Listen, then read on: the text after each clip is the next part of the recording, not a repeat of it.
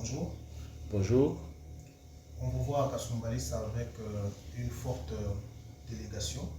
On peut connaître l'objet de votre mission ici. Merci.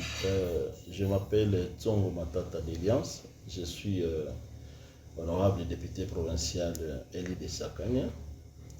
Nous sommes venus à mission parlementaire suite à une motion soulevée par les collègues chrétiens par rapport à la pénurie du courant à Kasumbalesa, mais aussi par rapport aux activités du couloir piétonnier au niveau de la frontière de Kasumbalesa.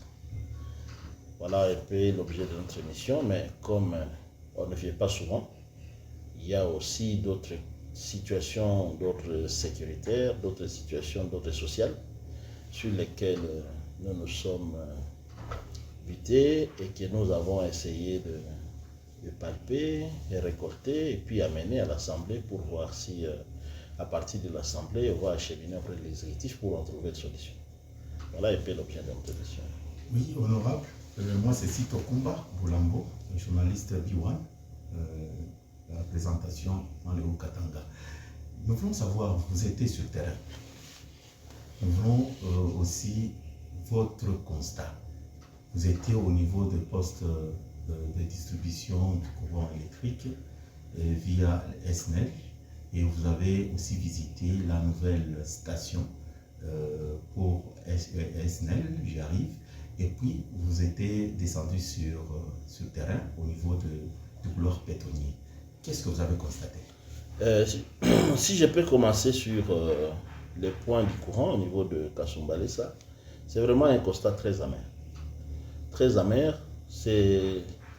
on parle de délestage qui va au-delà de 50 délestages par jour. Et puis, ce qui va vous choquer, ce qui va vous énerver, la SNEL a déjà transporté les courants de Lubumbashi jusqu'à Kasumbalesa. Nous sommes entrés dans le nouveau station de la SNEL. Nous avons visité de matériel neuf. Donc, je peux vraiment me permettre de féliciter le gouvernement pour cette acquisition de cette station-là. Mais ce qui énerve, c'est quoi? Le courant est là, dans la station, mais le courant n'est pas distribué à la population. Alors, nous avons vraiment voulu savoir pourquoi ce courant n'est pas distribué à la population. Alors, pourquoi l'État a investi pour amener cette station ici? C'est comme un parent qui pourrait préparer de la nourriture est prête, la table est arrangée, mais ces parents-là refusent que les enfants puissent manger cette nourriture. Alors ça nous a vraiment énervé, donc nous quittons vraiment Kasumbalesa avec un état d'énervement. Et je pense que quand nous allons arriver à Lubumbashi, nous allons pousser le président de l'Assemblée provinciale pour interpeller le directeur provincial de la SNEL pour qu'il nous dise réellement qu'est-ce qui se passe ici. Qui est celui-là qui bloque la décision pour distribuer les courants, qui est déjà à Kasumbalesa, mais qui est bloqué dans ces stations-là pour distribuer à la population. Vraiment, nous ne comprenons pas. Et c'est vraiment étonnant que le gouvernement peut investir beaucoup de moyens comme ça. Mais bon, le courant qui est là juste pour charger les téléphones, hein, le courant est gardé dans cette station-là pour charger les téléphones. Voilà. Par rapport à votre passage sur la situation du courant électrique, qu'est-ce que la population de Kasumbalesa peut espérer auprès de ces élus? Non, mon frère, nous sommes des élus de Kasumbalesa, nous sommes des élus de Sakania. Nous sommes arrivés, nous avons découvert où se trouvent les problèmes, attendez une suite. Ce n'est pas normal que les courants soient gardés dans la station. Et on nous dit ceci, hein, la distance qui sépare la station où se trouve le courant et là où on doit connecter, c'est 2,5 km seulement. Alors imaginez de Lubumbashi jusqu'à Kasumbalesa, c'est plus de 90 km. On a transporté les courants à 90 km, mais on n'est pas en mesure de les transporter à 2,5 km pour les distribuer à la population. Ça, c'est la sorcellerie, ça. Honorable, je sais que la population de la ville de Kasumbalesa, mais également du territoire de Sakania, qui est votre circonscription électorale, vous observe et veut voir la réalité des choses. Parce que vous-même, vous êtes descendu sur le terrain. Hier, vous avez reçu en audience la société Sodinico, la société SEM, parce que vous avez eu également des informations telles que la société SEM a manifesté la volonté d'intervenir pour que la population de Kasumbalesa ait du courant au jour d'aujourd'hui. Si réellement cette population ne parvient pas à trouver qu'un des causes, est-ce que vous pensez aller au-delà de vos efforts? Et si la société SNEL ne donne pas du courant, quelle sera la dernière réaction pour vous? Monsieur le journaliste, je peux vous demander de compter sur nous. La population peut compter sur nous. C'est juste le début. Nous venons de voir où se trouvent les problèmes.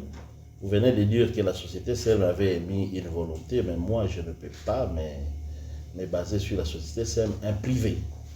Pendant que la société SNEL, c'est vraiment une société de l'État congolais. Donc, moi je ne vais pas me fier sur le privé. Je suis la société de l'État qui est censée donner le courant à la population. Donc, je vous garantis que nous rentrons à Lubumbashi, nous allons interpeller le directeur provincial de la SNEL, qu'il nous dise qui est celui-là qui bloque la décision pour distribuer le courant, qui est déjà à Kasumbalesa. Et quand vous avez dit quelle sera la suite, si lui n'est pas en mesure de nous dire, nous savons où se trouve son supérieur, il se trouve à Kinshasa. C'est le directeur général de la SNEL. Nous allons pousser jusqu'à Kinshasa pour aller le voir. Tel que vous le savez, l'Assemblée provinciale travaille en communication directe avec le Sénat. Et Sakania a un sénateur, c'est l'honorable Samaloukonde qui est le président du Sénat. Donc nous allons l'activer aussi pour vraiment décanter cette situation. Donc je vous demande de garder votre calme et de compter sur nous, de prier pour nous. Nous allons y arriver et nous allons décanter cette situation. Honorable, la mission vous a aussi conduit au couloir de petits commerçants de manière préliminaire. Peut-on savoir jusqu'ici le constat que vous avez tiré là-bas? Le couloir piétonnier, c'est une frontière. Tel que vous le savez, il y a la loi qui réglemente les activités à la frontière. Et les services qui sont habilités à fonctionner à la frontière sont 4. Il y a ajouté aussi la police des frontières. Les 4, là, c'est la DGM, la DGDA, le service de quarantaine, la police des frontières. Alors, ces services-là, c'est eux qui sont censés faire le travail, même dans les couloirs. Mais notre constat est amer. Quand les commerçants traversent les couloirs, ils arrivent dehors. Effectivement, je ne peux ne pas citer aussi les services, on les appelle des services d'appui. Ce sont les services, on appelle ça des services d'appui à la douane. Donc, qui sont censés récolter des informations de fraude par-ci par-là, qui sont censés, si quelque chose a échappé à la douane, il peut prendre et ramener à la douane. Alors, mais ce qui est terrible, ce qui est bizarre, ce qui énerve même, quand vous quittez, derrière, juste là-bas, à la sortie du couloir, il y a les services, c'est quadruple. Comment ça? Vous avez un service de sécurité qui est là-bas. On appelle ça, on les appelle là-bas, leur terme qu'ils utilisent là-bas, on appelle les services, on appelle perdiennes. Quand vous quittez là-bas, on appelle service de contrôle. Et dans la cité, on appelle service mobile. Les mêmes services. Un seul service. Un seul service. Et qui n'est pas parmi les 4 que j'ai cités. Ce sont les autres services. Je me réserve de citer les noms. Mais nous réservons la primaire au président de l'Assemblée. Nous allons lui donner la liste de tous ces services qui sont énumérés à plus de 15, s'il vous plaît. À Kasumbalesa. À Kasumbalesa ici. Alors, voilà pourquoi la population souffre. Un petit commerçant qui traverse, il achète 2 poches je vais donner même 2 poches de farine qui pourraient être vendues peut-être à 8 000 francs. Mais à cause de cette tracasserie-là, cette farine est vendue à 10 000, à 11 000. Donc nous tous, et nous et vous, nous souffrons de cette multiplicité de ces soi-disant services Et ça, nous ne pouvons pas l'accepter. Nous allons dénoncer cela. Et les autorités qui nous attendent et qui vont nous attendre, ils vont agir. Malheureusement, ces gens-là, vous savez comment ils se comportent. Quand nous sommes arrivés, tous ont fui. Mais ils ont oublié quelque chose. Ils ont fui, mais ils ont oublié leurs chaises sur lesquelles ils s'assoient. Et nous avons compté les chaises qui étaient là-bas. Nous avons constaté combien sont assis là-bas du matin jusqu'au soir. Mais ce n'est pas seulement ça. Ce que nous demandons maintenant, c'est quoi? Qu'est-ce que nous avons fait maintenant pour pallier à cette situation-là? Nous avons reçu, comme vous l'avez demandé, les services dont la DGDA, l'OCC et les services. Nous avons demandé à ces services-là d'assouplir un peu la taxation pour permettre à ce que, parce qu'on nous a dit qu'il y a aussi un coin qu'on appelle Bilanga, là où la population fuit la taxation de l'État. Ils fuient là-bas parce que ce secteur-là, il paraît se contrôler par les autres personnes qui sont censées faire la sécurité à la frontière. Mais ces citoyens congolais-là, au lieu de faire la sécurité de la frontière, ils sont aussi là-bas, ils ont créé leur douane parallèle. Là. Alors nous avons demandé à la douane officielle de créer un climat favorable pour les petits commerçants, de diminuer un peu la taxe là, pour que tout le monde rentre dans les couloirs officiels. Et maintenant, on va voir ce qui va venir après. Donc, nous demandons à notre population de rentrer dans les couloirs officiels. Nous avons parlé aux autorités. Ils vont essayer d'assouplir un peu le traitement pour permettre à ceux qui puissent travailler calmement. Quant à ce qui concerne ces services-là non habilités, nous leur demandons de quitter là-bas. Nous leur demandons de quitter là-bas. Aujourd'hui, nous sommes venus en officiel. Prochainement, nous allons aussi faire le malin. Nous allons venir sans nos voitures, nous allons venir sans nos vestes. Nous allons nous comporter aussi comme des petits commerçants et nous allons les identifier avec des photos. Et quand nous allons les identifier avec des photos, nous allons les amener jusqu'à Kinshasa pour que quand même, nous sommes dans un pays, nous ne sommes pas dans un champ de maïs. Même dans un champ de maïs, il y a un gardien. Nous ne sommes pas dans un parc où les animaux circulent comme ils le veulent. Nous sommes dans un pays où il y a un chef de l'État, il y a des services qui doivent réglementer les choses. Voilà un peu ce que nous avons fait. Honorable, parce que dans les couloirs pétroliers, il y a aussi des gros poissons, les opérateurs, les importateurs. Elles ne veulent pas la grande douane. Elles veulent seulement faire passer leurs marchandises à la petite douane, qui est le couloir. C'est pour cela, vous voyez, qu'il y a des services, comme vous l'avez dit, et pour essayer un peu de décourager ça. Peut-être ils sont là pour ça. Que dites-vous, parce que vous êtes mieux placé, vous connaissez bien la douane, vous connaissez même le code douanier, qu'est-ce qu'il faut faire pour décourager? Parce qu'il y a un problème là, on appelle transbordement de l'autre côté. Écoutez. Je vous ai dit qu'il y a des services qu'on appelle des services d'appui à la douane. Leur rôle, parce qu'il y a, parmi eux, il y a le service de renseignement. Qu'est-ce que signifie renseignement? Il récolte l'information. Quand il récolte l'information, il identifie l'acteur. Quand il identifie l'acteur, il amène cet acteur-là auprès de la police. La police arrête et amène à la douane. Donc, tout ce que vous venez de dire là, si réellement il y a des grands commerçants, si ce que vous dites là est vrai, alors les services ont failli à leur travail. Donc, ils ont failli à leur travail. Parce que leur rôle, c'est identifier, c'est là parce qu'ils savent. Qu'est-ce que signifie couloir? Couloir, c'est pour des petits commerçants qui peuvent traverser et amener des petits marchandises sur la tête. Mais si réellement il y a des grands commerçants qui doivent payer leurs impôts et taxes pour essayer de pousser l'État à avoir les moyens et qui utilisent ces petits, et voilà pourquoi alors les petits commerçants sont étouffés. Les petits commerçants sont étouffés par ce que vous appelez des grands commerçants.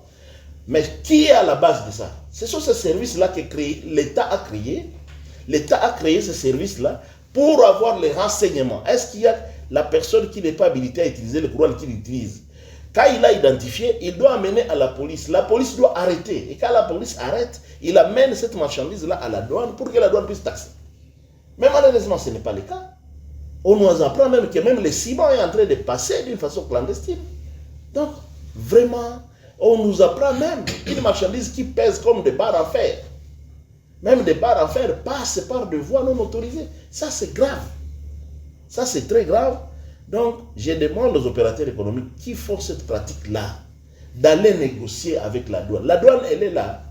À part d'être un service taxateur, il y a l'autre mission qu'on ne vous dit pas.